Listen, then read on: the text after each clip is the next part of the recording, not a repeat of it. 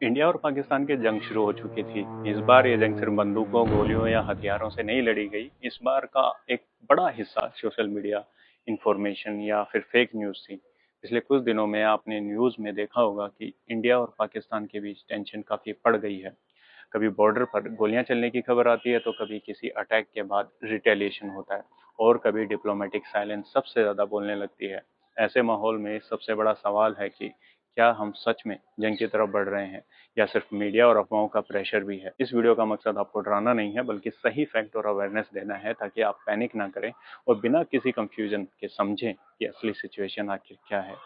सबसे पहले समझना जरूरी है कि हर बार जब इंडिया और पाकिस्तान के बीच टेंशन बढ़ती है, तो उसका मतलब सीधा वार नहीं होता। लेकिन हाँ, कुछ सिचुएशन और गवर्नमेंट एक्शंस होते हैं जो हमें बताते हैं कि कॉन्फ्लिक्ट सीरियस डायरेक्शन में जा रही है।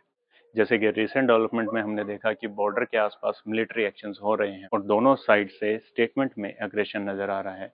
ये सब इंडिकेशन है, लेकिन ये तभी रिलेवेंट होते हैं जब साथ ही कुछ और चीजें भी हो रही हो। अगर किसी देश में रियल वार प्रिपरेशन चल रही हो, तो कुछ साइंस होते हैं, जैसे कि सिटीज में मॉक ड्रिल चलाना, जहां लोगों को इमरजेंसी सिचुएशंस के लिए ट्रेन किया जाता है। कहीं ब्लैकआउट ड्रिल्स की प्रैक्टिस होती है, जहां सायरेंस बजते हैं और लाइट बंद करने के इंस्ट्रक्शन दिए जाते हैं। गवर्नमेंट डिपार्टमेंट जैसे कि डिफेंस मिनिस्ट्री, पीएमओ और होम मिनिस्ट्री अगर किसी इश्यूज पर एक्टिवली अपडेट देना शुरू कर दें, तो वो भी एक क्लियर साइन होता है कि चीजें नॉर्मल नहीं हैं। आर्मी मूवमेंट या पब्लिक एडवाइजरी, जैसे राशन स्टॉक करना या ट्रैवल से बचना, ये सब भी उसी डायरेक्शंस के पॉइंट है। लेकिन जब ये सब एक साथ न हो, तब पैनिक करने की जरूरत नहीं है। सबसे बड़ा थ्रेड होता है मिस इन्फॉर्मेशन का। आज के डिजिटल जमाने में व्हाट्सएप फॉरवर्ड्स, ट्विटर थ्रेड्स और इंस्टाग्राम रील्स से सबसे ज्यादा कंफ्यूजन फैलती है। कोई पुराना फोटो, कोई एडिटेड वीडियो या बिना सोर्स वाली खबर पैनिक क्रिएट कर देती है।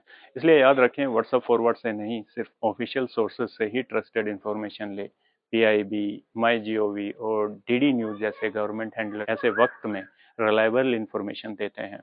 अफवाह फैलाना या बिना कंफर्मेशन की किसी खबर को शेयर करना एक नेशनल सिक्योरिटी रिस्क बन सकता है। तो अगर कभी सिचुएशन एस्केलेट होती भी है, तो आम जनता का काम है तैयार रहना, वो भी बिना किसी डर के। अपने इमरजेंसी नंबर्स और आईडी प्रूफ्स हमेशा एक्सेसिबल रखें।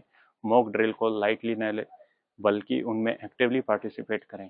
ब्लैकआउट ड्रिल्स या सायरन्स का मतलब समझें, ये सिर्फ प्रैक्टिस नहीं, बल्कि सेफ्टी के टूल्स भी हैं। सबसे जरूरी बात, हमेशा वेरीफाइड ऑफिशियल चैनल से ही न्यूज़ और गाइडलाइन को फॉलो करें।